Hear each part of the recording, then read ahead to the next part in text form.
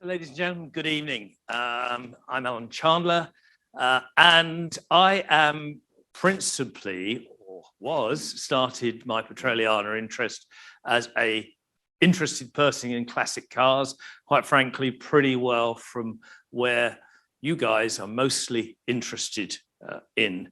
I've come from that of collecting Petroliana, and that's the story I'm going to give you a little bit of tonight.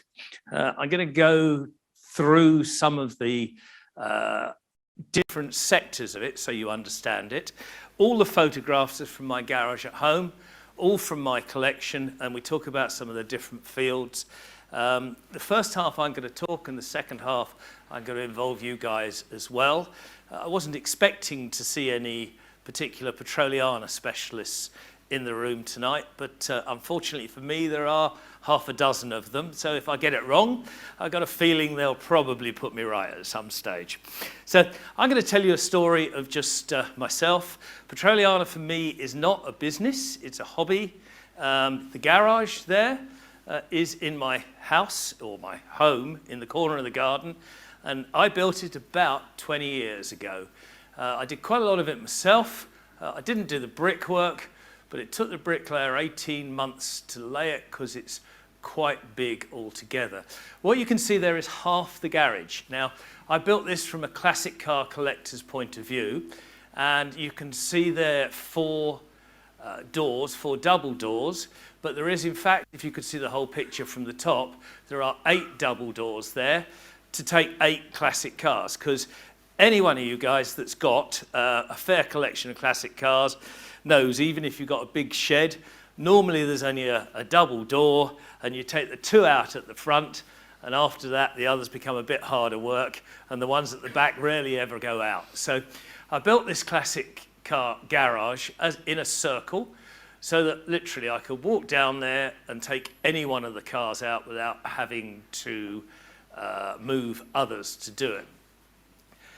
What it did mean, unfortunately, is at the end of it, is I ended up with an awful lot of blank brick walls. So it was great to get the cars out, but the masses and masses of bricks meant I needed something really to decorate it. Now, this is about 20 years ago.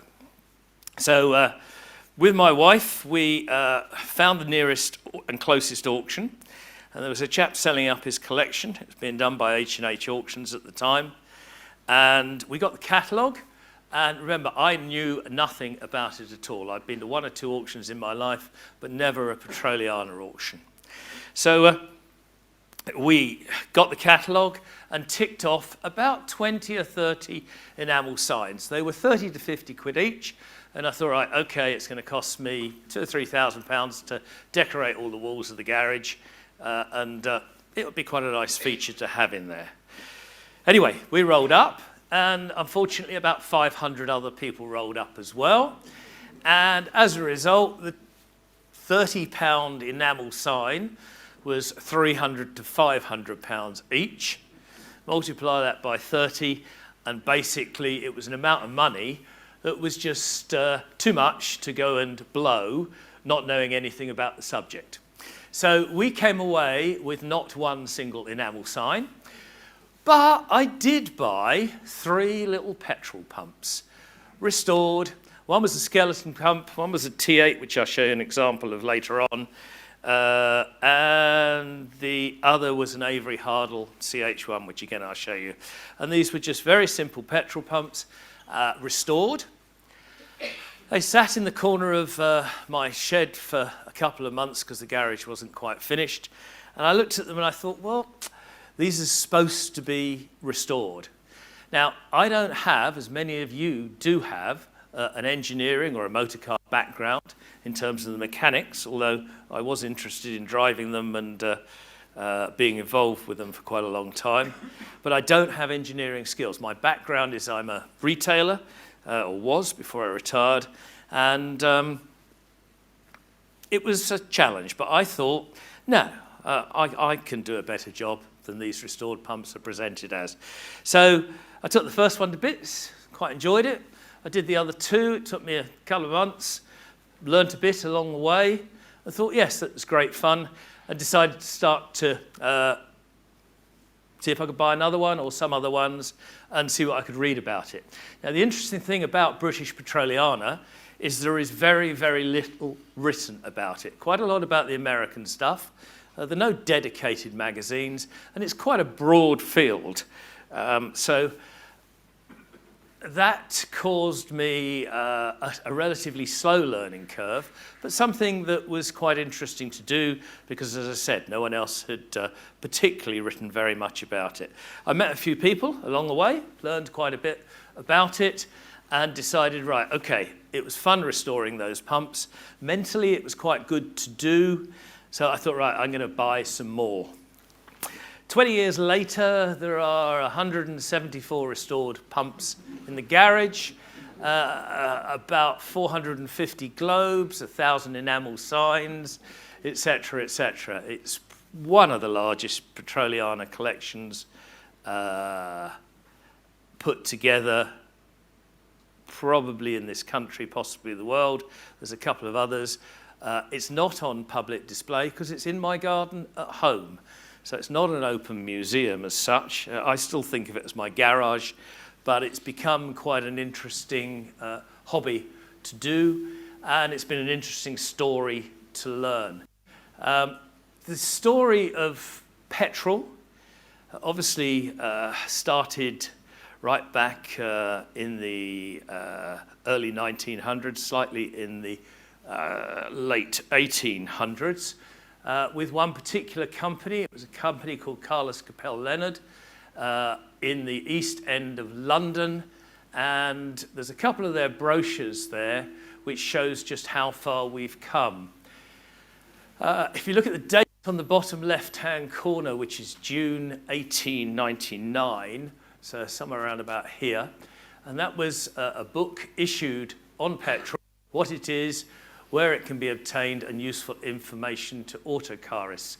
Please note, gentlemen, that the autocarist is a lady, and in 1899, I think they had a strong interest in motoring, as well as the gentlemen of the time as well.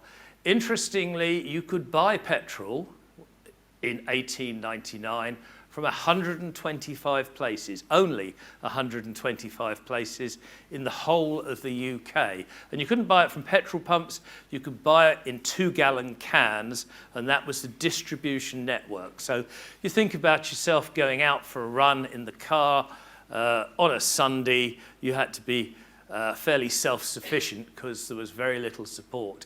By 1904, that 125 places where you could buy petrol had moved on to 1,250 in 6 years. So a very rapid expansion. Capel Leonard were the people that invented petrol, and petrol spirit refined from petroleum, and it was very, very useful because it was a cleaner, lighter fuel than what was generally available in the form of petroleum, which was a heating, lighting, and cooking fuel, very similar to paraffin as we would know it now. Capel Leonard, quite interestingly, were pioneers of petrol, but quite a lot of other people were getting involved with it, obviously, at the time, with the development of the motor car. It's quite nice to see here the cases loaded on those carts, which are cases of cans of petrol being delivered by horse and cart in the early days for the motor car. And the horse and cart in its different forms, and the motor car, as I'm sure you know, did not get on very well to start off with. Capel Leonard were pioneers and became quite successful quite quickly, developing quite a fleet of vehicles to distribute the fuel. But remember, it was 2-gallon cans at the time, not bulk fuel distribution. Quite a pretty little Capel restored truck in the picture there. So the fuel that they delivered was in 2-gallon cans, and it was largely distributed via the railway. It's interesting to note that there are at least 400, probably 500 different distributors of motor spirit, as it was called at the time. Carlos, Capel, Leonard were the only people initially allowed to call it petrol, so everyone else had to call it motor spirit, although that did change over a while. The can distribution was used for quite a long period, and as I say, there were probably at that time well over 400 different distributors. And if I asked you to name garages today, well, you'd actually struggle to get much beyond a handful of the different garages. So it was a very widespread distribution situation to a vast number of customers. And the customers were usually blacksmiths, chemists, general stores, and a few wealthy private motorists, etc. The cans are highly collectible. It's one of the few things that I don't collect that enthusiastically, because you have to pick some sectors of quite a wide field. They do survive, lots and lots of them. You can still, if you have a look in your garage, and you can find a shell one from 1910 or 1920, quite a nice thing to have, but actually it's only worth 5 to 10 quid because there are so many of them that still survive. But if you do find something that is rare, stamped on there as a can, then you can get quite a nice surprise, because they regularly do sell for the smaller distributors for over £1,000 each, almost irrespective of the condition of the paintwork. But yes, quite a lot of them do survive. Interestingly, in the middle is a calendar from Carberine Motor Spirit, which is one of the smaller suppliers back in that period of time.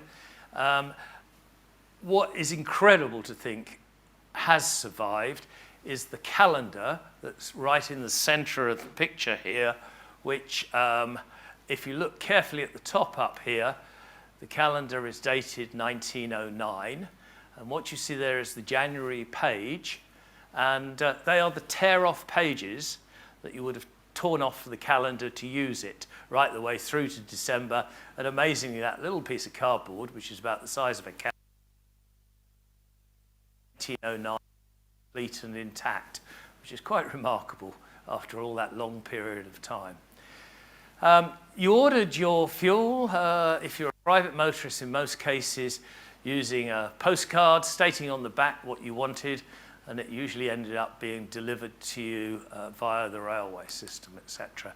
Important early brand. There's a few interesting pieces that are chased after by certain collectors very, very much. Carlos, however, didn't have it completely their own way, even in the early days. Anglo-American were a popular, wide-ranging distributor. Anglo-American was the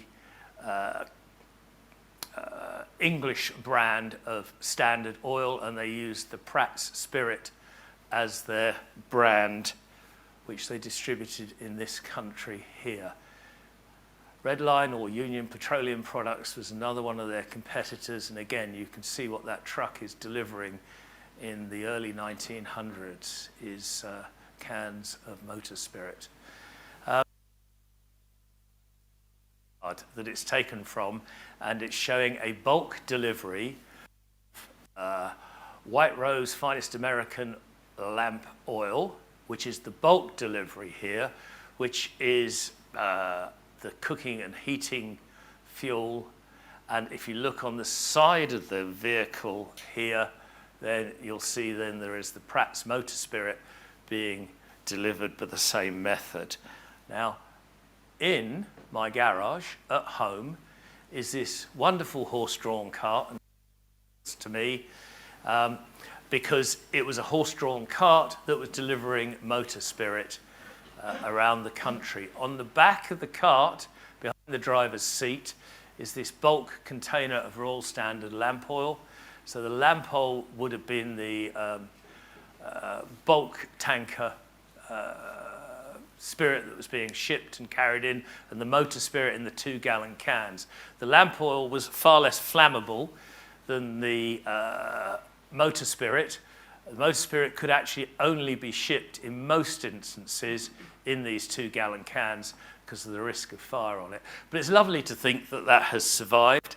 I restored the cart. The wheels were all broken at the time, but it is restored in off the brass hubcaps for greasing. It is stamped Anglo-American Oil Company, which is Esso as you know it today. So it's a wonderful piece of history that has survived and probably should be in a museum. As I said, the most of the petrol, however, was delivered and distributed in 2-gallon cans. These are a couple of early racks that would have been used outside garages. These two are quite interesting because most of them, even from the 30s, would have had enamel signs on them. These were actually stencil painted wooden signs. And to think that they were used outside a garage and you've got something from 120 years that survived, it's why certain items of Petroliana are very collectible. So it wasn't only delivered in the cans, it was also delivered in these bulk alloy barrels, such as you see here on this cart. And the barrels came into the docks and they were then distributed via the railway system and then horse and cart onto the general stores. Now, that's a 45-gallon barrel and obviously is quite heavy. So this company here made this barrel pump system whereby you can roll the barrel onto the cart and push that entire cart around outside. 2 copper cylinders on the top, which are stamped even in those days from Weights and Measures, a pump in the center, a couple of counters, and a hose with a tap on it that you could open up to serve the gallon of gas all the way to the customer. Quite a lot of effort. This one dates from 1908. Quite nicely, it has a British Victory brass pump on it. One of the attractions of the early petrol pumps is there's lots of brass, heavy materials used, obviously, in the era before plastic and these more disposable materials with which we live in today. In the barrel, quite often would have also been lamp oil instead of necessarily motor spirit, because, again, it was used for heating and cooking throughout. Pump in the center there is one of the very early Gilbert and Barker T8 pumps, branded in Carless in this case. It's an early one. It doesn't have a neck. It doesn't have a globe holder on the top. And that's how they were first of all made. The pumps were made by a particular manufacturer, and various different brands in most cases would use those pumps. So it's not a Carless pump, it's a Gilbert and Barker pump, which could have easily been branded as Redline or as Prax or any of the different makers that that were around at the time. On the right is a Wayne tank pump, which here was literally filled with petrol in bulk and then will be wheeled out from the garage to the motorist to fill the thing up. So quite a different procedure to what we've got now, but this really was the movement from cans into this type of distribution system that was available. So in this picture here, we can see the 2 earliest types of pumps. On the left-hand side is a Bowser pump. It's called a Bowser Red Century, and it's a simple pump connected to a tank underground, and it's called a blind pump because the only way that you know you've got a gallon of petrol is because the dial in the center has moved around here to indicate it. So you could not see the fuel coming into your car, and you had no way of knowing whether you had actually got a gallon of petrol or not. The pump on the right is the Gilbert and Barker T8 pump. Lovely cast iron pump. It's nicknamed a Fat Lady because of the construction of the thing, quite inappropriate for today, but unfortunately that is what they called it. It, similarly to the Bowser, is an American originally designed pump. Brings us to something that is quite interesting in terms of the development, not just of petrol pumps, but also in the development of the motor car. When you consider that the UK, Great Britain, and particularly the central part of England was responsible for the Industrial Revolution in the 1850s, and yet by the time we were around about 1900, 1905, with the birth of the motor car, unfortunately, Britain was a long way behind France, Italy, Germany, and America, I'm afraid. It was caused, I would put it to you to a fair degree, by something called the Red Flag Act, which limited the speeds of cars, which basically left us nowhere to test and develop the cars. And as a result, the motor industry didn't start catching up until quite a long time later to the German, French, and American market. The same thing happened, of course, with the petrol pumps. Because we weren't privileged to have a particularly strong car development market, we also didn't have a requirement for petrol pumps. Both these pumps were designed in 1905 in America, but they ended up, the first petrol pumps being imported from there, and then later on they were made, fortunately, under license in the UK by both Bowser and by Gilbert and Parker. As I said, they're called blind pumps because you can't see the fuel being delivered, which actually motorists weren't very keen on. In the old days of the 2-gallon can, you knew you got 2 gallons of fuel in there, and you knew that there weren't any lumps in it because you tipped it in your car and you could see. But with a pump, you couldn't, certainly not these early first ones. They also did bulk oil as well. These are bulk oil distributors, and in most cases it was new oil, but amazingly, old engine oil was very often tipped through a fairly crude filter and then reused again.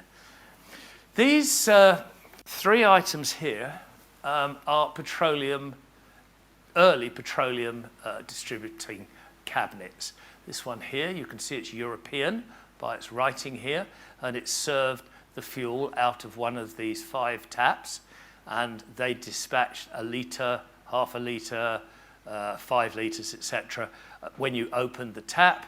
This is a smaller one here, Petroleum Cabinet, and this interesting cabinet here is British, dates from 1885. There are 2 known. I have one. The other one first appeared in a magazine article as Britain's oldest petrol pump. What happened was the lid on the top, you opened it up and you tipped the bulk petroleum into it, and then at the front here we have a handle, and that operated a very crude pump that pumped from the bottom the petroleum into 3 measures and a gallon or a quart of petroleum into there. Now, you must be thinking that that is an extremely high fire risk. And it would be, of course, if it was what we think as petrol. But you must remember, petroleum in those days was not a highly refined motor spirit. It was more like paraffin, so it had a lower flash point comparatively. But yes, it's an interesting piece, great history, 1885. Now, petroleum was used for lighting, but not exclusively. And I bought this piece from a good mate of mine a few years back, and it's wonderful. And I am going to offer any of you the loan of it if you'd like to try it. And it's a light, and I'm going to tell you how it works. Basically, what you do is that the canister, of which there is a spare here on the right-hand side, it's called the Petrolite Lamp. And you take that canister and you put it into a bucket of motor spirit or petrol. And inside that, there's a big hole in the top, and the motor spirit floods into there, and you tip it upside down, but inside there it's full of a chalk absorbent material. So you take it and you tip the the petrol out, and you attach it to the wick and lamp and glass arrangement on the top of the thing, turn the thing to open it, and the motor spirit, which is extremely flammable, the vapours, you can take a match and you can light it, put the glass on, and you've got a wonderful light, or more likely a pretty dangerous bomb. So if anyone wants to have a go, you can borrow it, but please ask your children to take a YouTube video of it so we can all have a good laugh afterwards. Wonderful piece, but terrifying, isn't it? Just very briefly, this is one of the other things we collect, which is lovely at the front here. Sternolin grease tin, dated 1906, and 2 of them were found on the field at Beaulieu here together a few years back. Just shows why the auto jumble is such a wonderful thing.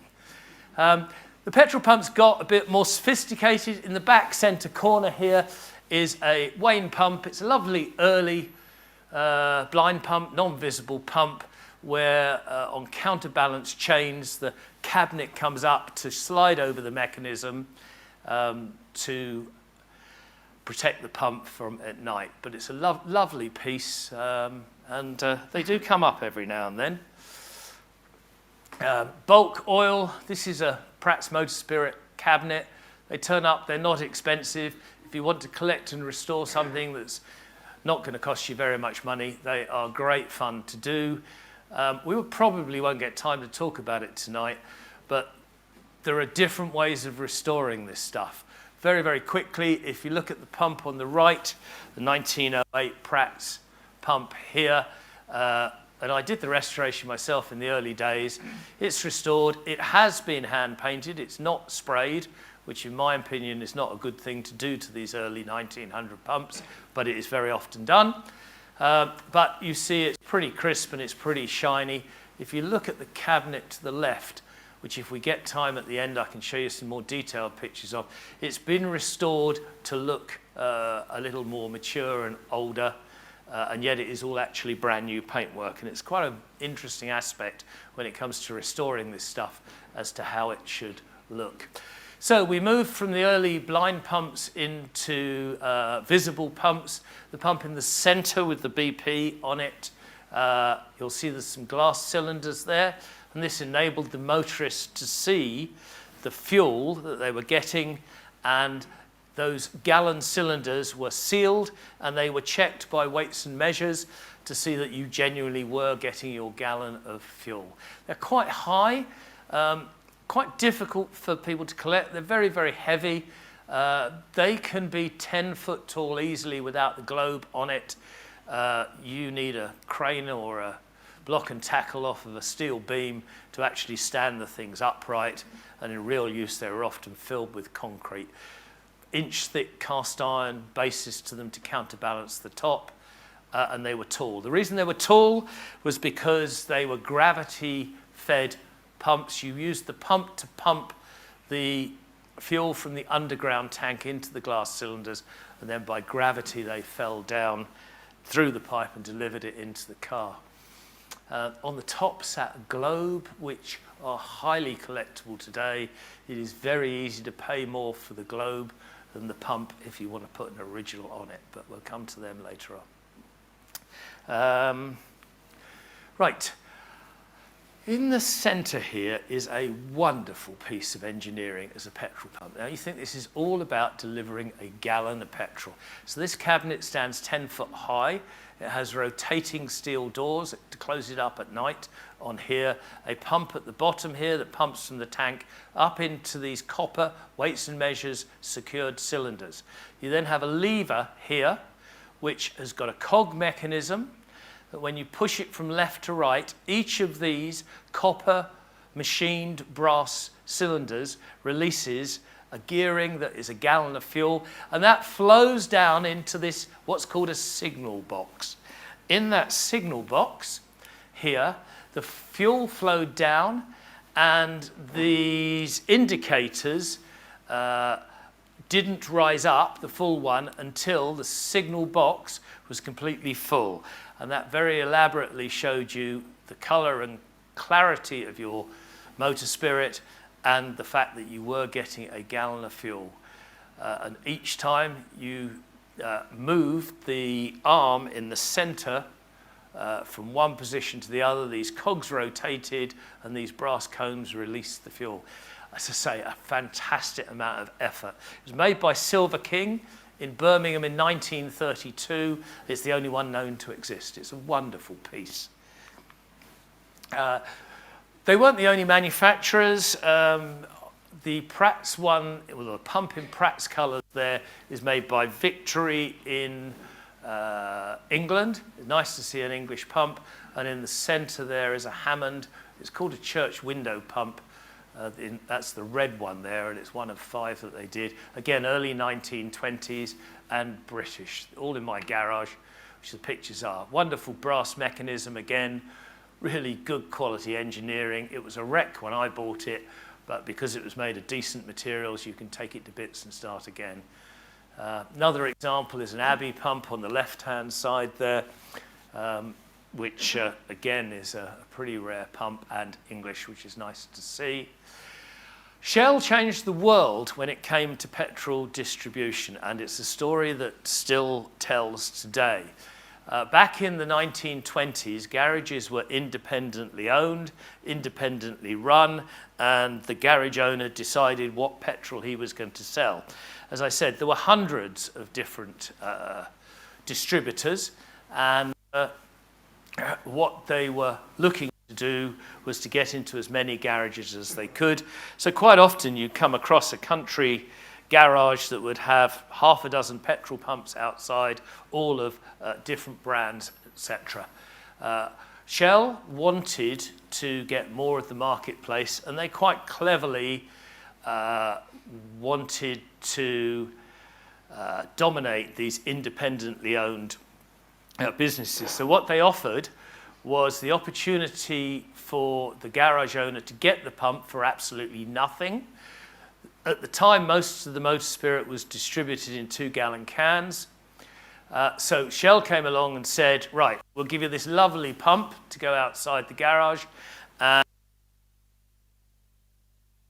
but the price will be paid by a rebate, which was because the fuel was sold at a lower price in bulk as it was in the cans. They supplied pump and the underground tank installation in the globe. It was £99 at the time, but the garage owner never really ended up paying for it. So it was quite an attractive proposition.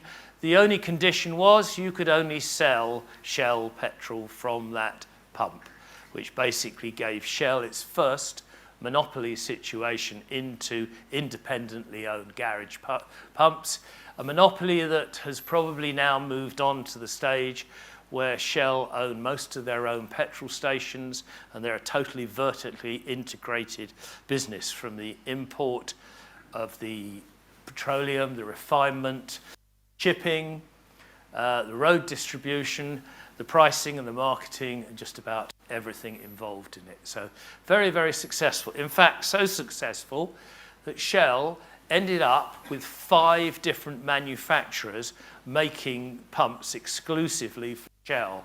They were done to a general design, but there were different versions. The one with the Shell Mex globe in the centre was made by Avery Hardle. The one to the left in the red is a Vickers pump, but demand was so great for this system that they ended up, as I said, with 5 manufacturers making it for them. They didn't have it all their own way.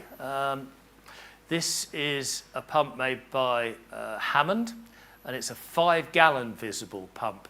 So the cylinders on the glass pumps that I've showed you before were all 1-gallon ones. Demand got bigger and speed became more important, so they developed the 5-gallon visible pump, of which this is an early British example. and in the States they actually went up as much as 10-gallon visibles. Space was a matter, so again this was a Shell pump and designed and modified as a wall pump in two forms. That's the Avery one, that's the Vickers version of it as well. Cabinet pumps were quite attractive as well, mostly European. The one on the right here is a Satam French pump, but they were used in the UK as well, and quite popular with collectors today. Pump in the centre is a British pump, two known. Interesting, it has 3 globes on the top. It has 6 glass cylinders, 3 pumps inside, and from the one island pump, it served 3 different grades or makes even of petrol from 3 independent tanks, but 1 pump. Quite nice. Nicknamed the 3-headed monster, and there's 2 known to exist. Dates from the 1920s again. Most of the pumps in my collection, and remember all these pictures are my collection, my garage at home, are English pumps, but not exclusively. The pump in the corner there is nicknamed a Big Ben. It is a German pump. It's quite interesting. So this pump would have been around about the time of the First World War, and it's interesting that a German pump should be nicknamed the Big Ben, pump being obviously from London by design. Pump on the right is quite interesting. It's an American Milwaukee pump, but again, they were made under license in the UK and used then. Has a very long, tall, thin, unusual 6-gallon glass cylinder from memory. Not all my pumps, as I said, are British, and these are French, and they, remember at this stage, are all hand crank pumps from the 1920s and 30s, before electric pumps were around. When you think that they're actually delivering a gallon of petrol, or in this case 5 litres, it's interesting to see the amount of work that they put into these pumps. Very elaborate, very elegant. Look at the face on that Gex French pump there. Only the French would put so much effort into such an elegant design piece of engineering to deliver a gallon of petrol. BP Energique one in the corner again is a European 2-door pump. I have about 8 of them. There's probably 20 different versions of them, quite elegant. The Ethel pump in the centre in Esso colours is quite interesting, and in a way it almost demonstrates the culture of the people that made it. It's along the designs of a German pump from the time, but it's actually Swiss, and instead of being just made in metal, in steel, tin steel, it's actually cast in aluminium, being very high quality and yet the same functional design as their German similar pump. This again is another French pump. This is quite interesting because it is a Gilbert and Barker American design, first of all, T8 blind pump. But then this was the transition when, as I was saying earlier, motorists wanted to be able to see what they were actually getting. So they built this very elaborate top section completely on here so that the fuel was pumped up into these glass cylinders so you could actually see what you were getting. Another different type of 10-gallon cabinet pump there. And on the right, ignoring the wonderful sign for the minute, is another French version, and that about covers the pumps from that stage there. This pump here is a very interesting piece of history because it is generally considered that the first drive-in filling station, if you like, off-road pump, was in 1920. This pump here I found on the scrap pile of a petrol pump museum when I was buying some other pumps, and no one knew what it was. They thought it might have been something to do with an old heating boiler. But if you look at the next picture here, It's a motoring circuit some of you will recognise. The picture's quite famous. It dates 1907, and it's of Brooklands with the bank circuit in the background. And you can see on there a single-cylinder version of the pump at Brooklands.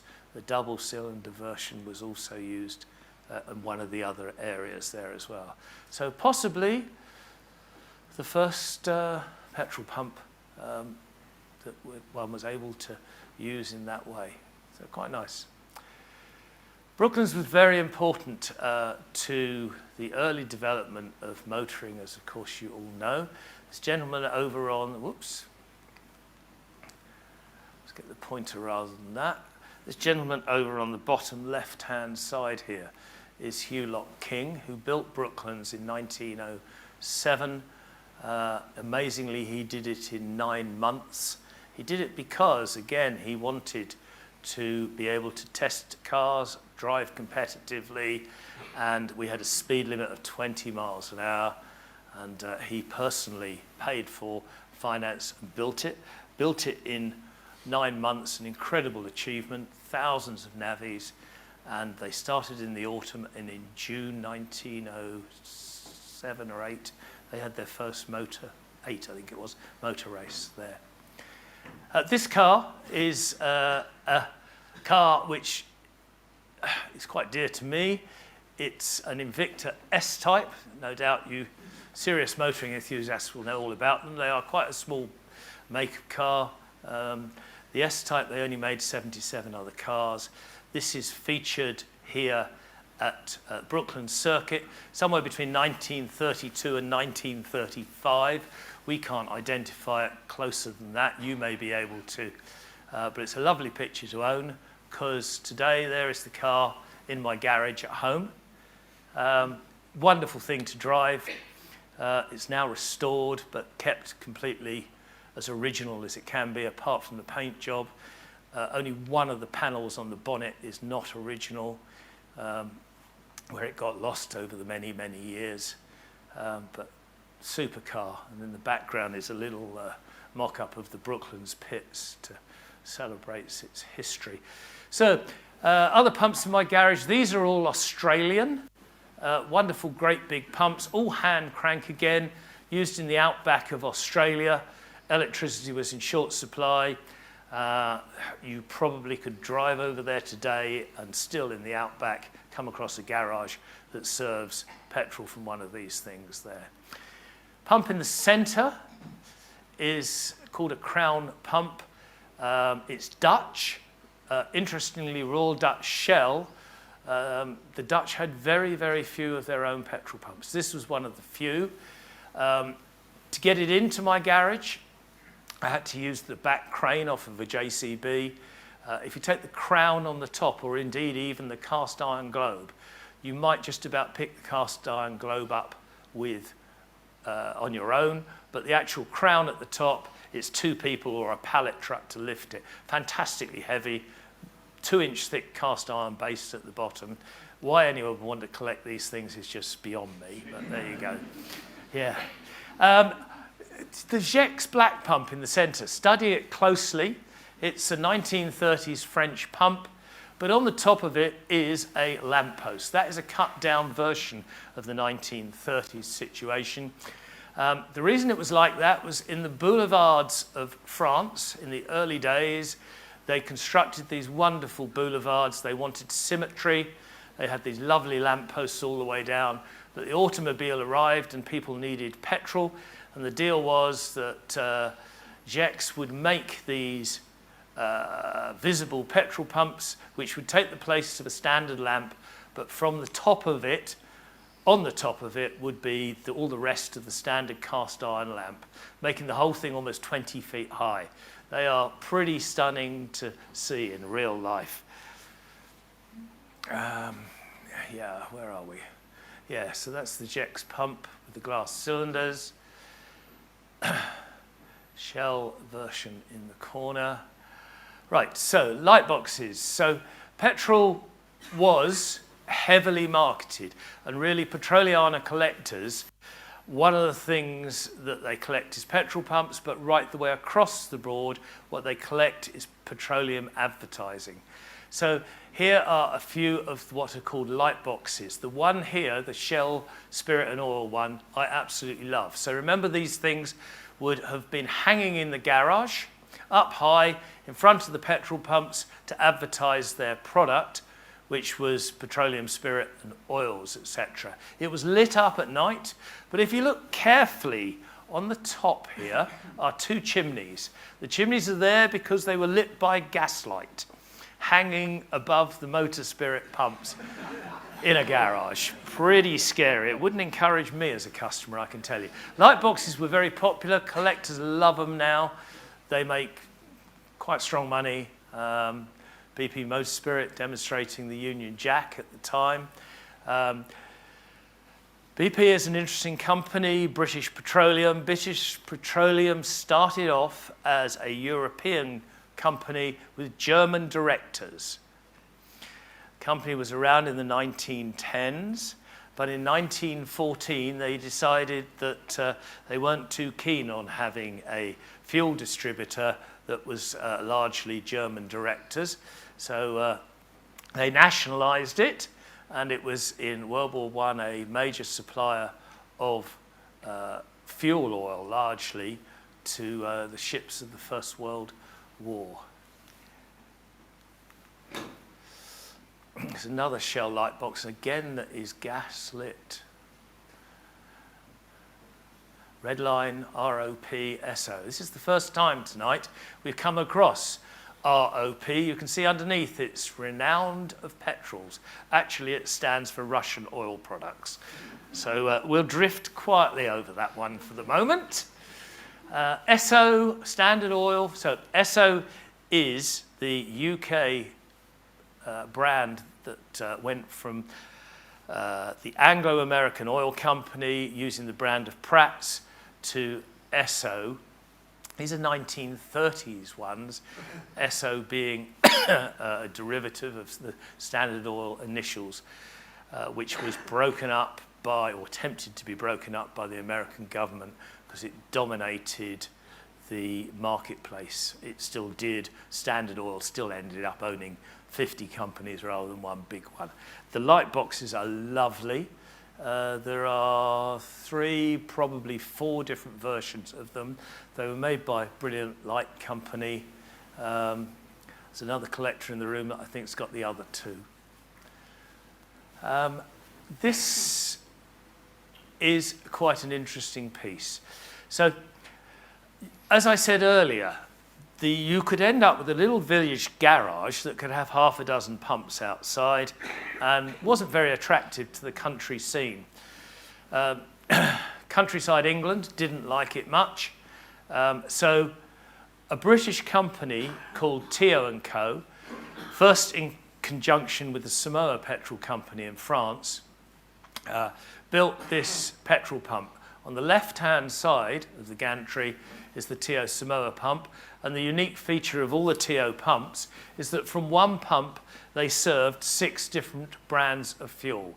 It was connected underground to 6 different tanks, and it was a vacuum pump. So rather than pumping the fuel up into the glass cylinders, it sucked the air out of the cylinder, sucking the petrol up from the tank, so that when they opened it to serve the 1 to 5 gallons of fuel, it allowed the remaining fuel in the pipes to flow all the way back into the tank, so you didn't contaminate the petrol. Wonderful pumps, made in Liverpool. In my opinion, it's the best British pump. They made 6 different versions of it. The one on the left is the Samoa from 29. One on the right is a multiple from 1923. And you can just about see in the far right-hand corner the black pump, which is a Tio electric from the early 30s, which has got a 6-gallon glass cylinder on it. The gantry in the center is what they used to advertise the different brands of petrol underneath that they were serving. It's a close-up of the Tio. The handle and the indicators comes off at night so you can lock it up. Wonderful piece. If you visit home, I'll show you how it works. It's a super thing. This is the latest one of them. It was assisted by an electric pump. In the photograph, you can see the TO pump, the electric, and the pump assister, which saved the man pumping. He could use the motor so that he didn't have to pump away. And it really was where the electric pumps that followed afterwards came from. On the left here, the little pump is an exceedingly rare TO multiple oil pump. It took me 11 years to buy it, and in the end I had to buy the collection of 200 pieces to get that one pump there. Really rare. Lovely piece, stood on the forecourt next to the petrol pump, glass cylinders. Great piece, great mechanism, heavy cast iron again, super quality. In the centre of that picture there is the Bowser version. It's called a Bowser oil fountain.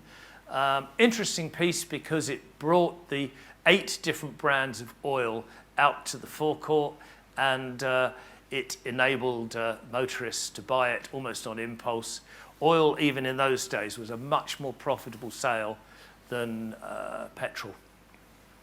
Lovely glass cylinders and all the different ones that dispense the oil. Again, the bottom of the cabinet slides up to make it secure at night. And tanks, cart tanks such as this were very interesting, used by lots of different brands. Again, it's an example of restoring something so it still looks old. That's completely my paintwork. It's thick and it's crusted, and hopefully it looks like 1920s and older. The Shell brand, this is called the Stickman, which they had in the 1930s with all the joints, and the story being that the Shell oil lubricated ever so well, all the different joints, etc. Lovely oil cabinet there, found on the field at Beaulieu, or brought to Beaulieu to be sold, whichever. It's quite unusual because instead of being enamel plaques on that cabinet, they are actually painted. And again, they've survived for 80, 90 years. Mobil had a vast range of oil, lots of different branding, some nice pieces. Duckham's fuel you may remember. I remember from my childhood days being in blue and yellow tins, etc. This is nice because they were enamelled. All of these are enamelled, including the cabinet in the centre. Enamelling is all the enamel signs. They're not painted. It is baked on glass. And if we get time, I'll tell you how the process is done. It's a cart again from that particular ROP oil company. So oil was distributed in lots and lots of different ways. The biggest way actually that it was distributed in, oil and grease, was in cans. And cans, when they're in good condition of some of these types, are very, very collectible today and staggeringly expensive. If you find any laying around in your sheds after tonight, you could be in for a nice little treat. Shell did a massive range. The black Shell cans on the left-hand side of the photo are a firm favourite of mine, moving into the Stickman a little further on through there. But can collectors love them. Castrol did this massive range of cabinets even then. Lovely paintwork, nice pieces to add a bit of atmosphere to your garage at home. 5 different grades. Shell, of course, was in on it as well again. This is a nice sign from Shell. It was found in one of the colonies. It's quite a rare sign. It's glass enamel again, and that was being used as a wheelbarrow ramp in the mud. And I think the price for it was a couple of planks that the man paid for. Unfortunately, I paid a little more than that for it. Another brand of oil, very collected today, Speedwell. Some of these cans you can end up paying £1,000, £1,500 each for. 1930s, strongly politically incorrect today. Running made easy, leading to the oil, but it's unfortunately a man with an oil can on his head being chased by a tiger. Don't think we could sell it today. Lots and lots of different brands. These are some of the oil brands in my collection at home. Different tins, as I say, people love collecting them. It creates a great atmosphere to the garage. I'm just going to finish in a sec the first half with some of these cans. Bosphorus oil, lovely. It is all about condition. On the right-hand side, 0 radiator glycerin, or antifreeze as we would know. And they date from about 1915. To think that they've survived is quite remarkable. It is all about condition. On the right-hand side, I'm avoiding talking about prices, but just to give you an idea of where we are with the market that's happened in Petroliana, particularly over the last 5 years, is that just recently, one of these ROP grease cans here, a little grease can, it only stands 5 inches tall, but one of those sold recently on a well-known internet auction site for over £1,000. So do have a good look in your shed when you get home, guys. You could be in for a nice treat. Good condition and 1930s is the best news, but most of them are very collectible these days once they get older. Carbide tins, which was used in the 1910s for lighting. It's all about condition. Shell, I love. Just if you get black shells in these conditions as tins, then they're very desirable. Stickman there, 1930s. Interestingly, 2 of those tins there never had oil in them. They are actually dummy shock display samples on there. Going back to some of the earliest grease tins as well. The one on the left is my favourite, which is Bowrings. Very early motor oil tin and a very early Duckham's one. And the other one of a pair of the Sternaline grease tins, which is nice. The triangular tins are largely European. There were a few British ones, quite nice, but not used much in the UK. Castrol was probably one of the biggest players. Prax is lovely. The little small firms such as Kenco and Speedone, attractive quartz again, make a nice display. My favourite are pyramid cans. They come in pint, quart and gallon sizes. Just super desirable. Welded seams at the top. Used to be a couple of £100 and now they're a couple of thousand over a relatively short period of time. ROP again is right at the top of the collection list, and even for all the bad things Russia's doing now, I still think they'll be strongly collected. Future. It is, yeah. I need to probably stop there. The next bit I'm going to tell you a little bit about is some of the salesman stuff. And yes, time for a beer, Mike. Thank you.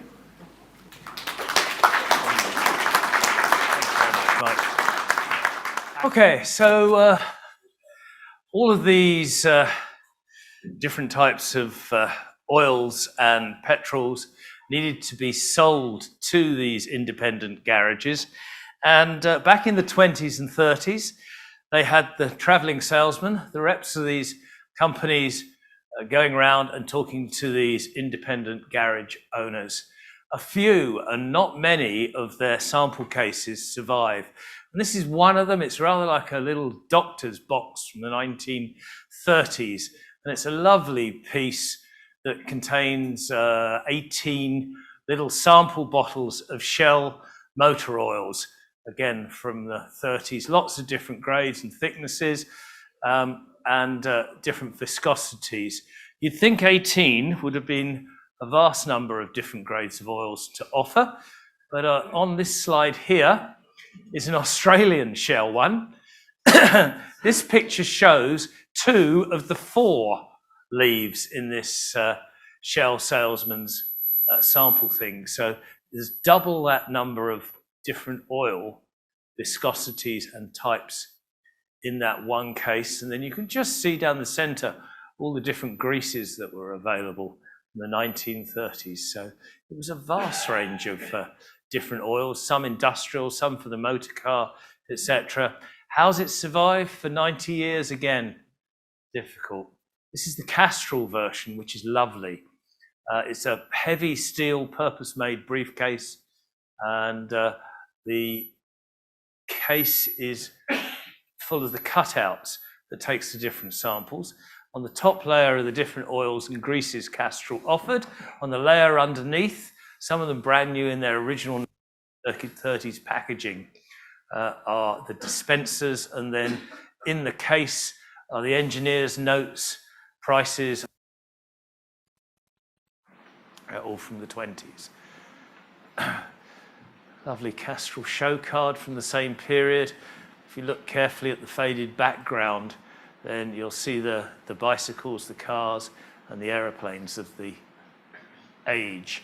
And basically pointing out that if it's good enough to fly a plane, hopefully it's good enough for your car. This is one of the smaller oil distributors. There's a few really rare items here that have survived, and they exist in my 5th extension to my garage. So I built the garage as you first saw it 20 years ago, and then extended it 4 times. But I live in a conservation area, and the planners have decided it's big enough, which I have to say it is. So none of the Petroliana is in my house, except for this one room that I built. And this is my man room at home. And it's got some really nice, interesting pieces on that I'm going to share with you. And if you do come up to see them, we'll meet up in this room first of all, have a coffee, and you can see some of the pieces that I particularly like.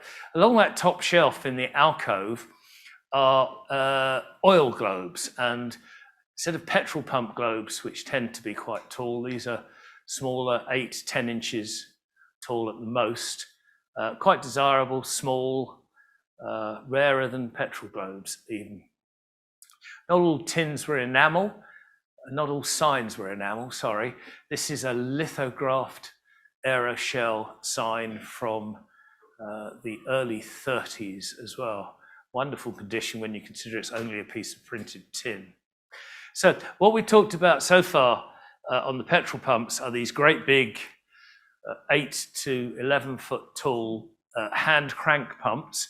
But in the late 20s, early 30s, pumps were arriving that were electrically driven pumps. The handle was only in case of emergency, and you knew how much fuel you were getting going back to the dial. It's quite interesting. If you look at the red one in the slightly right of center, which is a Bowser pump, and you look at the face surround, you can still see the influence of the Art Deco surround to it. I don't collect many later pumps at all. I like the early stuff. And I think I've only got about 150s pump in my entire collection because they become simpler and plainer cabinets. But they are still highly collectible today for people that want to match them up with 1950s cars. An example of a Wayne pump on the left there, and quite an interesting piece just on the right. There's a better picture here. This is something that the council's used. In that danger ahead sign is a box which has a paraffin lamp behind it. And you have these wonderful glass and brass slides in the box that the workmen could pop in there to stop you driving down their pothole, etc. It's quite nice. So, transition from visible pumps to electric pumps is a good example in the back corner here of quite an important pump that I wanted to restore. It's this pump here. The important thing about the pump, this is 1930s, is that it has the glass cylinders at the top. It's made by Hammond. It is also has a dial as well. So it has both the features showing the transition from it. Because it was an unusual pump, I decided to restore it. But all you people here that restore cars might appreciate what I actually got when I bought the pump. So that's what I ended up with. And the next picture shows what arrived in my workshop. That's the lot, chaps. But actually, there was enough to get all the measurements from it and make the rest of it, which is quite nice. This is another pump that started off in bits. It's a double Wayne pump. I think is probably the only one in the UK. There are a few in America, quite decorative, heavy cast iron heads to the pump. And on the top, not a very good picture, but there's a couple of TOP mega rare petrol pump globes. Later, this is 1930s. Pumps, as I say, becoming electric, purely electric, only electric. But again, you can see these wonderful Art Deco features, such as around the front here and in these extravagant side panels, which did nothing. They were just purely design statements. And after that, the pumps got simpler and simpler, which is why I don't probably collect them now. Again, Art Deco in an oil cabinet, which is quite nice. This fella here I had to put in because many of you remember the Tiger. I certainly do as a child. It's yeah, a much later globe, petrol pump globe, but a lovely piece as well. And then I have one pump here, which is 1960, and marks the transition from the electric pumps with the globe on the top, what we call now the low boy pumps, like you'd go into a garage and fill up your car with today. But interestingly, that pump is still 60 years old. This is an interesting piece, made exclusively for Mobil. So on the top of these pumps sat these globes. You can often pay more for the globe than you do for the actual pump. They are glass. Some of them are not much thicker than a light bulb. A mate of mine calls this the coconut shy, which is a shame because they're pretty rare and quite valuable. Globes are highly collectible. They were used right up until the 70s. These are generally some of the early ones. It's just great that they survive. I've not talked about money much, but I'll give you this one. Down there at the end is a Dominion castellated globe from the 1930s.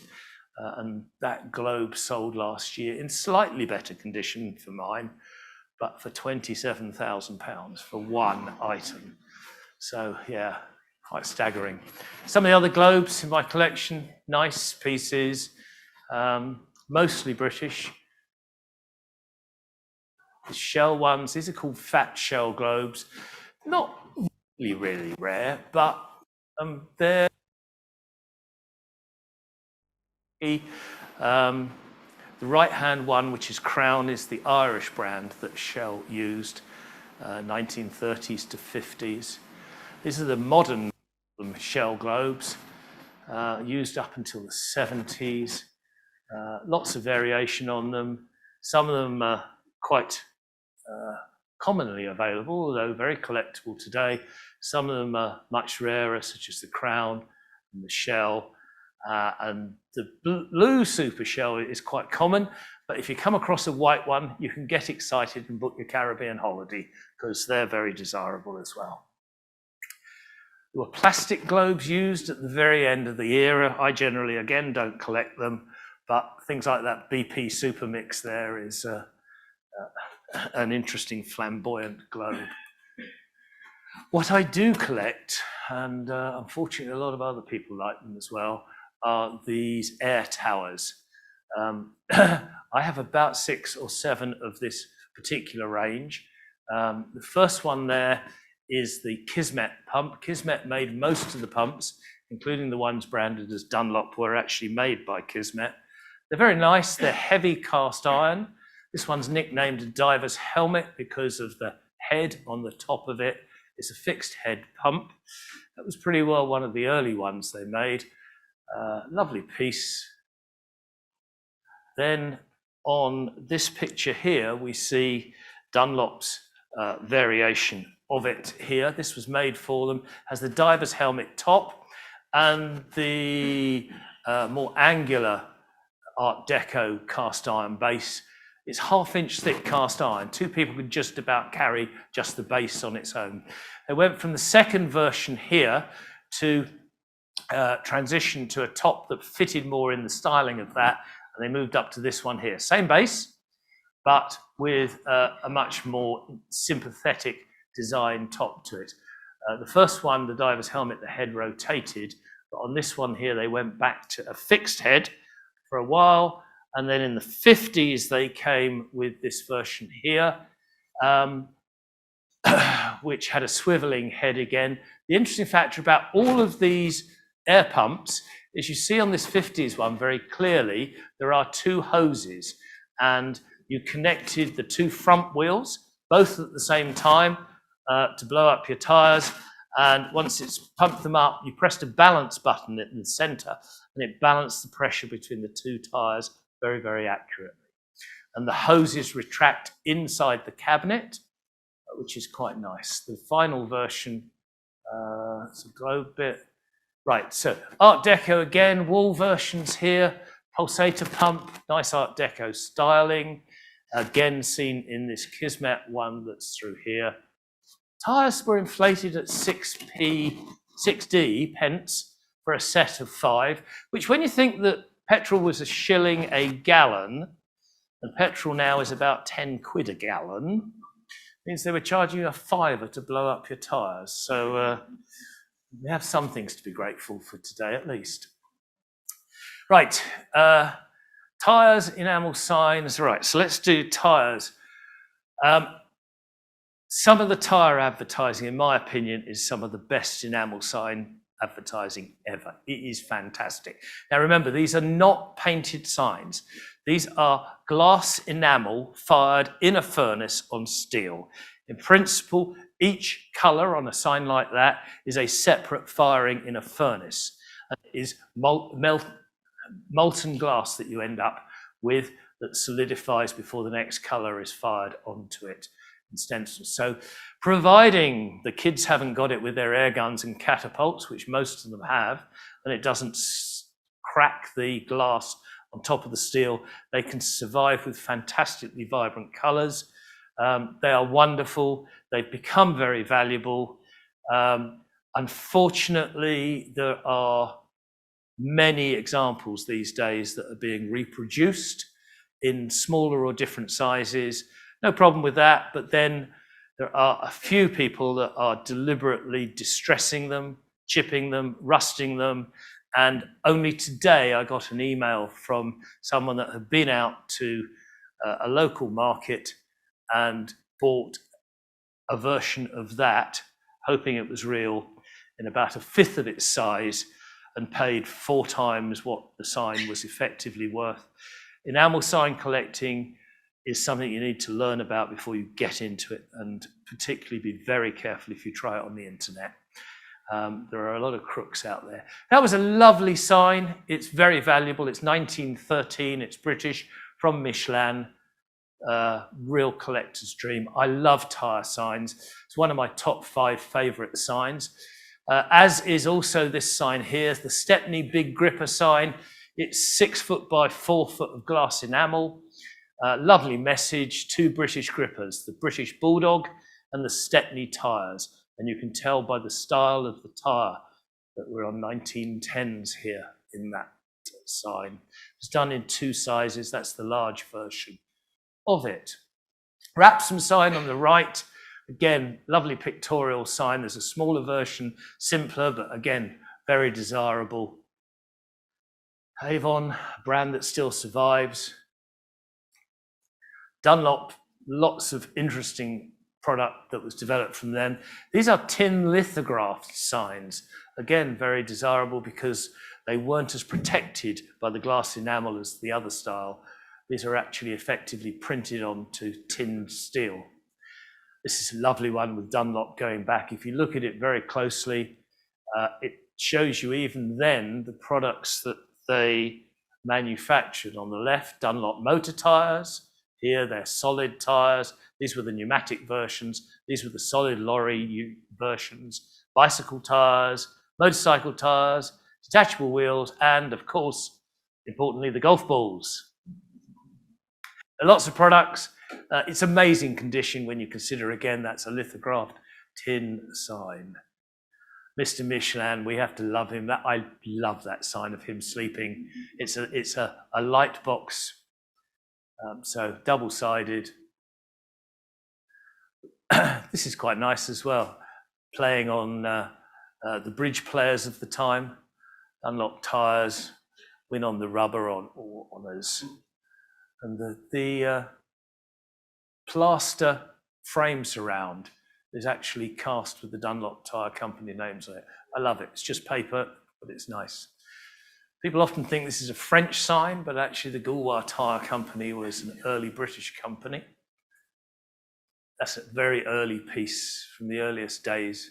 Came out of a museum before I acquired it.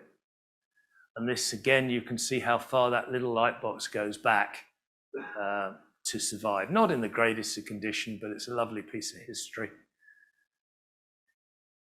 some of the early tin pressed ones. This, for the car owners, is a nice sign. It's a sign I've had restored, but it shows the cars which you will recognise better than I will even. And all four on one side makes it quite desirable. Motorbike collectors again, lovely pictorial sign. And some great British early makers, Argyle Motors. You can see the period of that sign, because if you look at both the left-hand side, you can see the Art Nouveau effect into the design of the item. Morris, lots of different signs.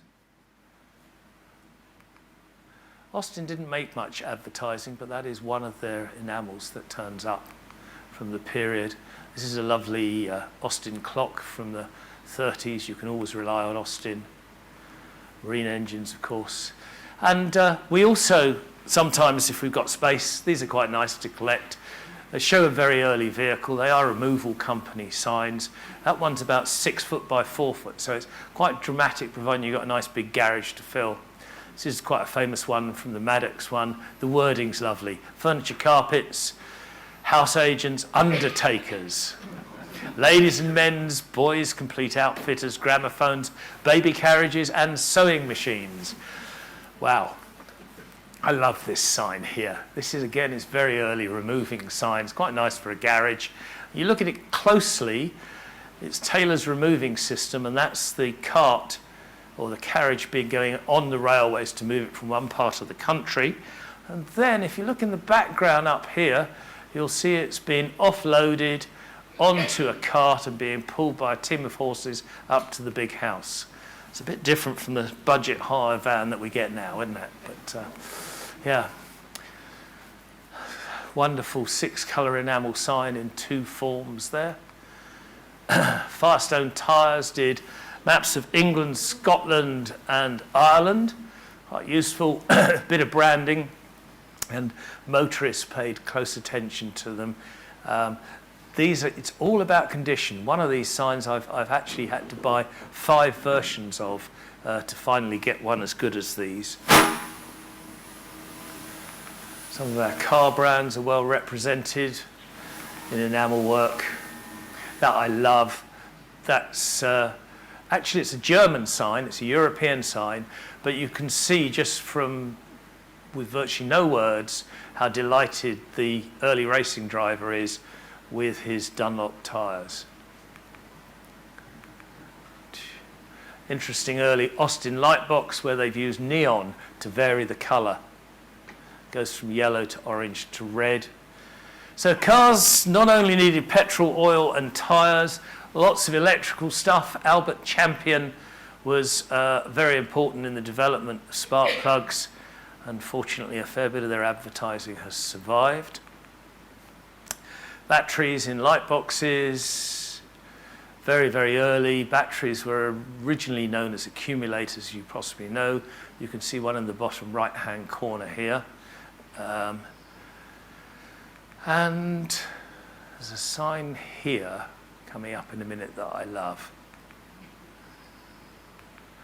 And it's another accumulator sign, and it's Lithinaid Accumulators. Now, interestingly, a few of these signs do survive from 100 years ago, and you can probably see why it survives.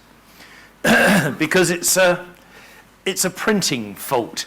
Because if you look at the battery that is shown on there, absolutely, it is upside down. And I think that's probably why the signs survive, is because they were printed the wrong way up. Excuse me. Early tin sign. Large spark plugs, lovely show cards. Again, you know, how does this stuff survive for 80 years? Some of them are very pictorial, and it's all about condition. Patch quick, very, very colourful, quite desirable. Again, how did they get away with this? Look, isn't that awful? Yes. And what's scary is that you have to pay about 400 quid each for those tins now. I'm pleased to say I didn't, but yes. Very colourful. Garage looks great with the stuff in there. Tyre valves in different forms and all the collectible stuff. Again, enamels back to rotary here. Bulbs, AC, different versions. So those little globes that I showed you from the shelf earlier, that's how they were used on these oil pumps. They are later, they're 50s. It's a bit later than I generally collect, but they look great as a row. And that is how they would have been outside a garage. Rows of anything from 4 up until 10 of these oil pumps, offering the motorists just a bewildering selection. Early plug signs, that's very early, 1900s. So, tins, these are lovely. These are advertising samples, and this would have been in the shop windows. That's the size of the product, about 5 inches tall, a little oiler tin, and these are massive double-sided shop display items. Shell up-to-date lubricate. So the best collection of Shell posters in the world is here in the Motor Museum, and it is upstairs in this building, and if ever you get the chance for a private viewing, it's fascinating to see. I've had a look through them a few years back, and yeah, quite collectible. These are upper cylinder lubricant, and I'd be interested to hear from maybe later the engineers amongst you here as to whether you seriously believe this product actually works. You squirted it in with the petrol, and the idea was that it mixed with the petrol and lubricated the upper part of the engine. To me, I can only think it just burnt away and went out the exhaust pipe, but I think it was fairly profitable again to the garages to sell, so it was encouraged in all sorts of different forms. What it did leave behind is these wonderful dispensers, a few of which survive. A few other tyre shots from around the garage. Yeah, Mixtrol was a smaller brand as well of the upper cylinder lubricant as well. So I'm at 9:25, so I'm going to jump, before we do Q&As, and just finish off a little bit with some of my globe collection. I've got about 450 globes. There are a lot of different brands represented, and they're really nice. The globe on the right I love, Aero Special. Albion on the left is pretty rare again. And the Scotch one in the centre has got a great story because a good friend of mine who's here tonight went to bid for it, and I managed to outbid her via the internet, and she drove halfway back, having not bought it, to when I phoned her and said, "You didn't by any chance go to this auction, did you?" And she turned around and drove 200 miles back again and picked it up for me and delivered it to me. So thank you very much. Yeah, it was a nice gesture. Love this sign here. Humber Motorcycles. It's old, beautiful enamel work. Stunning condition because, again, it probably won't mean a lot to you, but it's very early. This one's Italian. It can only be Italian with the mountain exploding, Vesuvius, showing the power of BP petrol. Fabulous work again. That's glass enamel from Michelin. This is under my desk. These are check measures, which the weights and measures people used to go around. So as you can see, loads of different stuff to collect. Really interesting. These are some bits shown in my man room at home. Hutchinson tyre sign and lovely early tyre sign. Cats and dogs. That's the small gripper, which you saw earlier. Again, in enamel work from 1910s. These are some other items that sit in my man room at home. Photographs from 1930. These are the original pictures from the 1930 motor show at Earl's Court, where Tio and Co. that made these pumps that I love, and the oil pump, very high quality ones, were advertising them. And a lovely enamel, of course, from a company that is just so important to the advancement of the motor car, Daimler. a clock that's in my man room extension. This is where most of the pictures are. That's a little bit of it where we'll end up meeting. The other half of it, oh, this is some of my favourite globes that I bought early. This has got a lovely message in red, if you look carefully, around the clock, if you read it. So, yes, couldn't have a better claim than that, could you? This is a very famous sign. It's called the BP Winner. It's one of the world's most desirable enamel sign. It's not that rare. There are quite a lot of them around. It is dependent on condition and how much restoration it's had, but they can cost you anything between £5,000 and £50,000 depending on condition. Yeah, very dramatic.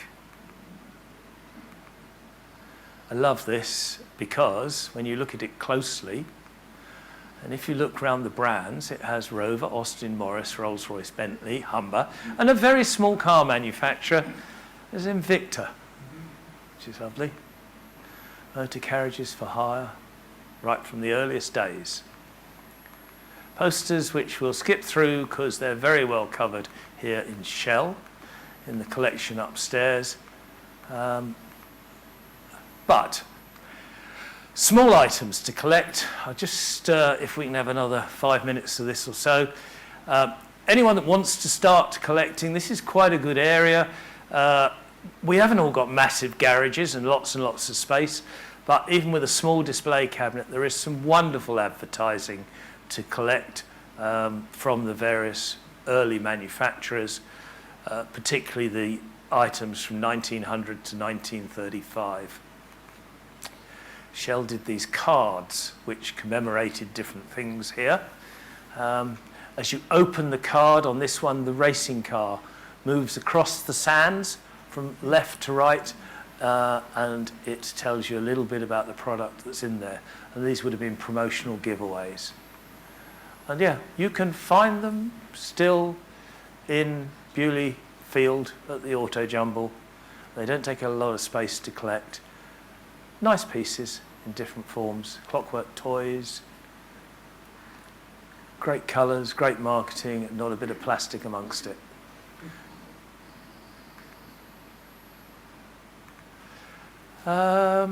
Yes, even a bridge scorecard for those that play. Brooklands Games, again, Prax Petrol, the Anglo-American Esso brand. Some of these are really nice. When Brooklands opened their Prax Pagoda, they had Duke of Kent down, and I lent them a lot of the Prax items, and he was quite impressed because his family have been involved in motoring over a long period of time. Carberine, that was the brand with the calendar earlier. Jigsaw puzzles, those that want them. Lots of different things to collect. Motor heads, bill heads, very decorative. It's a big subject. Can't forget the AA. AA's very important function in 1905 when it was founded was to make people aware of where police traps were. And that was their primary function. Most of you will know that. But it is an interesting thought from a company now that's largely an insurance company. Did some great signage. Hard to find them in good condition. It's nice if you get something that's local to where you live. It's the rarer one, which is the motorcycle specialist. RAC, of course, terribly important. Earliest motoring club. It was founded as the Automobile Club of Great Britain and Ireland, and then changed in, I think, 1907 to be the Royal Automobile Club, responsible for many of the rallies, and of course the London to Brighton run, which is so important. This is nice, tiny little enamel sign, not rare, but it's a £2 reward that will be paid for damaging signs. That's a very rare sign to find in great condition because they were particularly targeted. Yeah, marker posts, these ones are particularly early ones, quite rare. So if you want something new to collect that probably is quite a good investment, you can still buy these for about 30 quid each. Some of them go back to the early 1900s, such as the Ross petrol one in the middle there, and they're glass paperweights. You have to watch out for one or two, like the BP one there, which is faked. But the rest are pretty well there. Some of this stuff is lovely. Tiny little giveaway items. That's all they are. Yeah, if you want a bit of fun at Beaulieu, at the Auto Jumble, then you'll find this stuff wandering around in the field. Some of it is only a few quid. Some of it, I'm afraid, is an awful lot of money. Something like this little giveaway cigarette tin here. It took 5 tiny little cigarettes, and it was with the compliments of Anglo-American Oil Company. And if you see one today and you don't want it, it's probably worth £1,000. Yeah, it's just scary, isn't it? Tiny little shell spirit cans, often contained perfume as a gift for the wife. Yeah, they did, seriously. If we had more time, I'd tell you about the BP. The one in the centre is, very quickly, is a cigarette case. Took some cigarettes, and the one at the bottom in the silver here was for a Vesta case for matches, and it was a gift set given to workers, management workers of the Anglo-Persian Oil Company, APOC, which of course is Iran today, when both America and Great Britain had an enormous relationship with Persia, and partially what is resented by Iran even today. Lovely pieces, little pieces. Lots of them, don't take up a lot of space. Smoking's a big thing. Ashtrays in different forms. Lighters. Don't have to spend a fortune collecting the stuff. Nice range of clocks, particularly the Prax high-test spirit one. These are nice. I will finish in a second, Mike. And these are miniature pumps, and for any of you that's not come across them, they basically had lighter fuel in them, Zippo-type lighter fuel. And whilst you were in the kiosk having a fag while because everyone smoked, it seemed, in the 1930s, and you could fill up your lighter with the motor spirit from them. Some of them you paid for, such as this one here. Took a penny in the side. You press the little switch, and the lighter fuel in there filled up your Zippo into here. Some of them, like this wonderful one from Australia or New Zealand, they both had them, is a solid brass, and it was free. You push the globe down on the top, and the lighter fuel came out the dispenser here. Very collectible, different forms, pretty little things. There's a German one, a couple of Dutch ones, and a Bakelite Hammond on the right. There's a French one on the left, and a couple of Americans. My favourite enamel sign of all, Dunlop motor tyres, stunning piece, too known. It's got everything. It's by appointment to King George V on the wording. It's got the wonderful motor car, multicoloured, and of course the man in the coat. Just a lovely piece. And these are really nice. These are salesman's miniatures from about 1905, and these are the salesman's samples. They're working models of miniature early petrol pumps, or actually more likely lamp oil pumps that would have been in hardware shops. They couldn't drag them around the stores, but they had these miniatures made and nickel plated. The cabinets would have been wood, and the rest would have been in steel and brass. The one on the right has the box behind it, and I bought it from a man whose great-great-grandfather was a salesman for the Bowser Pump Company. This is, again, is nice. This is a tiny little miniature. It only stands about 8 inches tall, and again it was the salesman's sample for these big oil cabinets that you're quite commonly seen, but that is his sample, and it fully works, as does the tiny little Enox jack that's just underneath it, again, which would have been the salesman's. How did this survive? This is a glass plate that would have been on a shop window of selling lodged spark plugs.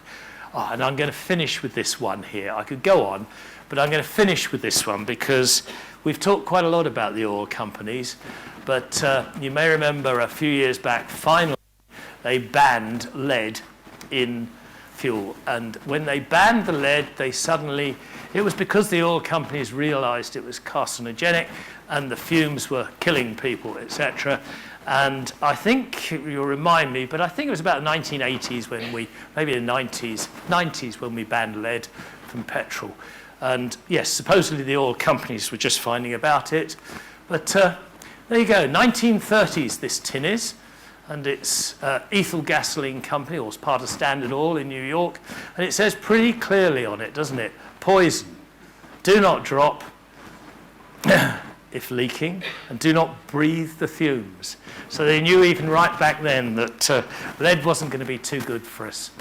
So that's about it. This is my man room at home, where if you're coming up, then we'll meet up.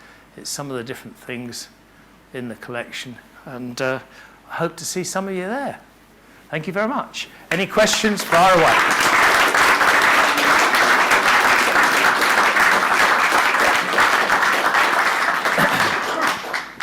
If anyone has any questions, just put a hand up and I'll bring the microphone to you so that everybody can hear the question and Alan's answers, obviously.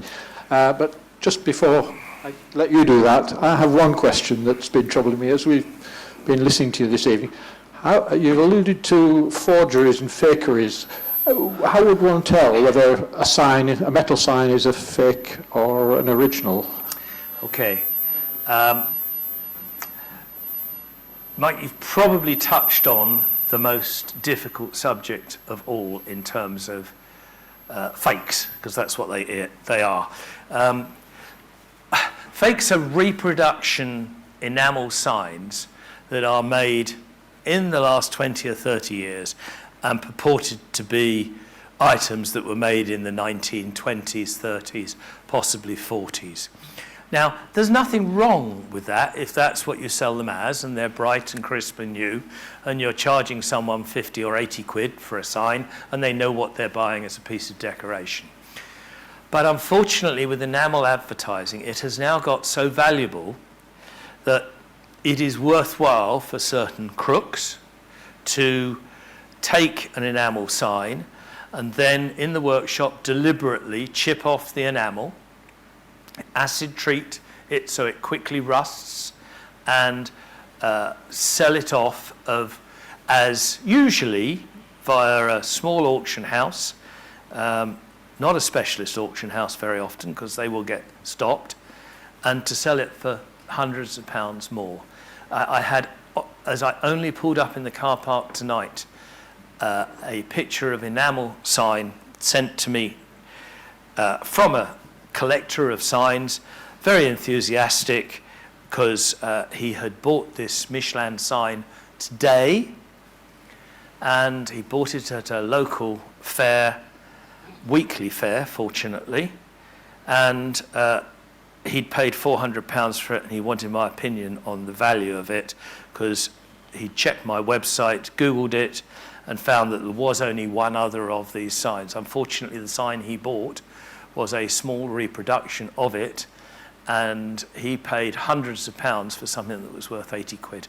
So the enamel sign market, I have to say, is very difficult. What I would recommend is that if you are going to collect them, you spend a little time first researching the subject, read some books on it. I gave the museum some of my books tonight, but I've actually written 5 different books on it. Books 1 and 2 were out of print, but have now been reprinted and will be available at Spring Beaulieu. And then after that will be available through the Petroliana website. And then there's a couple of other books after that as well. And if you didn't get one tonight and you want one, then if you pick up one of the cards there, or if you Google Alan Chandler Petroliana, then on the website you can buy the books from there and then they'll post them out. But it is quite important before you start buying the stuff and investing your money, particularly with enamel signs, that you do a bit of research on it. It's a wonderful subject.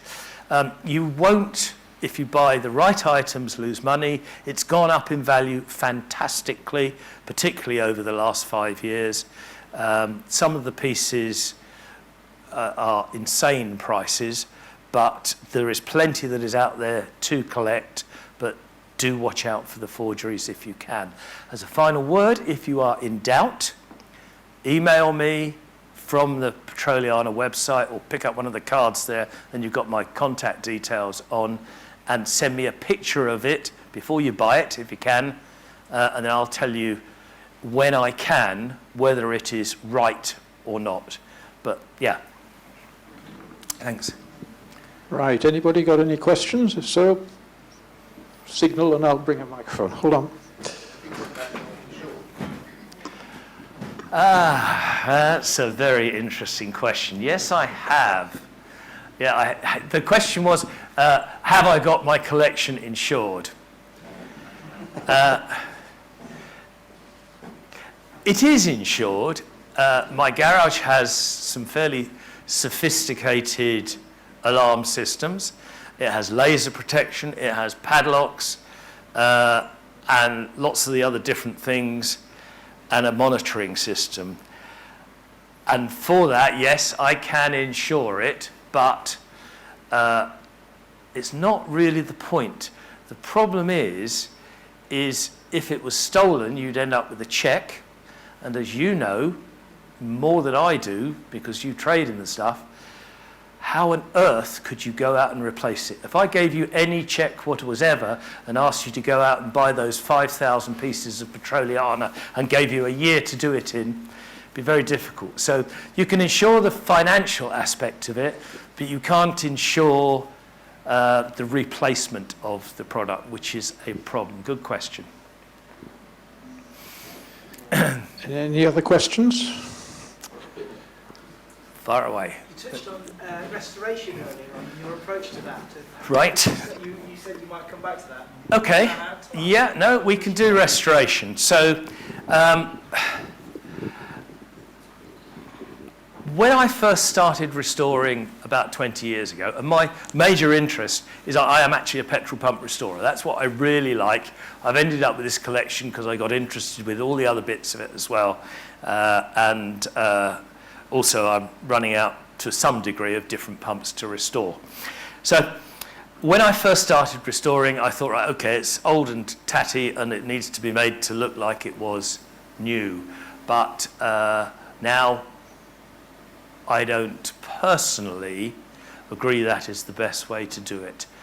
Unfortunately, sometimes pumps that you find are so rusted and in such a terrible state, as for example the one I showed you in the picture, that there's not much you can do except for a modern replacement of panels and restoration on the thing. But I've spent some time developing some paint techniques whereby rather than paint it just so that it looks new, when I have to completely repaint, do it in a sympathetic way to create an old-looking paint finish. It's very labour-intensive. Most of it is done by hand work, but you can end up with quite a nice, older-looking effect on it. If you find something that has got half-decent paintwork, I would honestly say clean it up, degrease it, put some preservative on it, make sure everything works, but effectively leave it as it is. That's my personal opinion. Yeah, and I will even sometimes take something that's been restored to look new and then actually restore it so that it looks older. There are techniques you can use with mixing different paints and adding a wax type finish, which helps quite a lot, rather than having that high gloss sprayed finish that you're more likely to get with a cellulose or 2-pack product on there. So yeah, big story. Yeah. Thank you for such an interesting talk. On one of the pictures, to the left of your favourite sign, was a bird of prey. Yeah. It was a raptor. What Yeah. was that advertising? Right. Thank It was, no problem. It was one of the petrol pump globes that I have. I have to say 95% of my collection is British. That one is an American petrol pump globe. And it was the White Hawk Petrol Company of America, and they made that globe in 3 different styles. I came across it at an auction, and I thought it was a really interesting piece. You've obviously picked it up as well visually. But yes, it was a petrol pump globe. It's wonderful when it lights up inside, as most of the globes are. Again, fairly early. The whole American Petroliana collecting scene is much, much bigger over there. It's a bigger country, of course, and more space, and oil and gas, as they call it, was a very early developed product. Good. Okay. Anyone else? Are we done? Gentleman over in the corner. Shout out. Yep. Yeah, just one, Alan. Yep. Do you trade or No. do you just collect? No, I don't trade. I don't buy and sell. Having said that, every collector ends up selling stuff. So, for example, I told you about the TO multiple oil pump that I bought, and I had to buy the whole collection to get that piece that I wanted. I intended to keep 6 bits from the collection. In the end, I collect about 40 of the pieces, but the other 160 pieces I sold. And that's what happens to collectors quite often. They end up selling off the stuff they don't want. And the other way that happens a lot, and you get some good stuff from collectors, is they upgrade. So if they find a better one and they can afford it very often, they'll do it. And the other thing that happens actually quite often is collectors at certain stages in their life run out of money, or have kids that have run out of money and they need some help.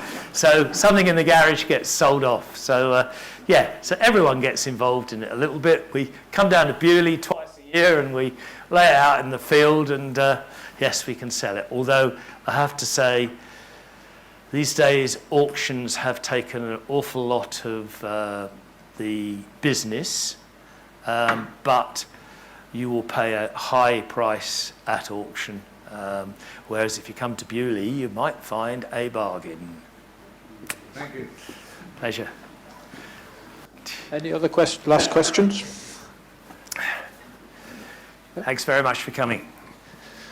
Okay, ladies and gentlemen, I think you've probably had your eyes open to an awful lot that I certainly never knew before I met Alan, and those of you that have been lucky enough to get those 12 tickets tonight are in for a real treat, because although the pictures are wonderful, by the way, you can go on the website, and it's a very clever website where you can position yourself in any of the parts of the museum, garage, whatever you Shall I show you briefly? Yes, please. Right, I'll just show you very briefly. So if you want to have a look around my garage, then if you go on to, is it going to work from here? Yeah? Okay, great. If you go on to the Petroliana website, so bear with me a second and let me get out of this. And if not, I've got a man here that can do it for me. Right, okay, so Petroliana private collection. There we go. So let's go to there. And we need to come out of this. Okay. Remember, any of you can do this if you can work a computer. Okay, so. Okay, so if you go to the Petroliana website, then it's petroliana.co.uk. Then on the home page, right in the centre of it, is a picture of my Invicta. Click on it, and if you've got a decent speed internet connection, then it will take you to this tour of my garage at home. It is completely interactive. It is quite a clever piece of technology. you can walk around my entire garage, stop, zoom in at anything that's interesting. So, basically, if you take a cursor and move it to a point in the garage, and we'll start here, for example, say. So I'm going to click on this, and it takes you right into my garage there. Using the left and right buttons, you can turn around, look in the garage. You can move this little ring to any point in the garage and go left or right, and you can zoom in, and you literally can walk around the whole of my garage. It goes around for quite a long way. You move the circle around. I'm just going to zoom back out. So we come over to here, and we can see the TO pumps, etc. It's a fantastic piece of technology. You can work your way around. It's free. There is no advertising on it. You can walk into another section. If you want to quickly... It's all advertised. Yeah, it is quite. Yeah, you can quickly jump back into the garage. You can look at this from different angles, spin the garage round. You can move to another section here.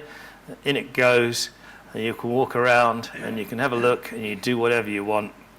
Clicks there, moves you into the garage further, turns around to the right. So you go to petroliana.co.uk.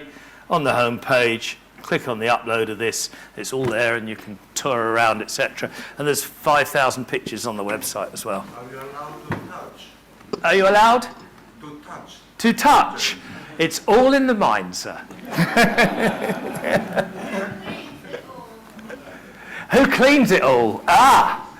Well, I could say it's me, but I have to confess that if it's a rainy day, one doesn't like to leave the gardener out in the rain. I think you'll agree that's a pretty impressive website.